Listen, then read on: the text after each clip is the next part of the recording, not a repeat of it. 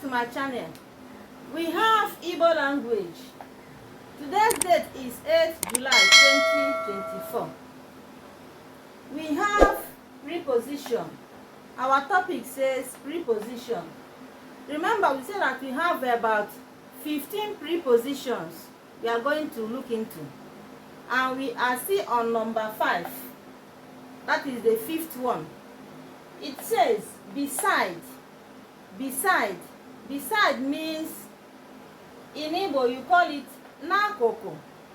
N'akụkụ. Class, repeat after me. Beside. In Igbo it means n'akụkụ.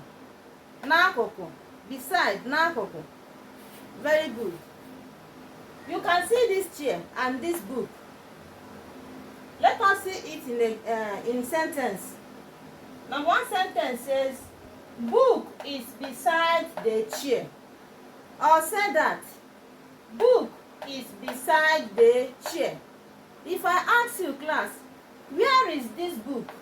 You will say that the book is beside the chair. Oh yeah, let's go. Class, where is this book? The book is beside the chair. Very good. In Igbo, it means akwụkwọ dị n'akụkụ oche. Ọzọ, akwụkwọ dị n'akụkụ oche. If you see this chair and this book, you will see this arrow starting from this chair pointing to the book, that the book is beside the chair. Ihe a na-agosi anyị dịka ihe ebe akwụkwọ a dị. Akwụkwọ a na-agosi anyị na akwụkwọ a dị n'akụkụ oche. Ọ bụghị n'azụ ka ọ dị. Ọ bụghịkwanụ n'ihu ya ka ọ dị. Ọ dị n'akụkụ.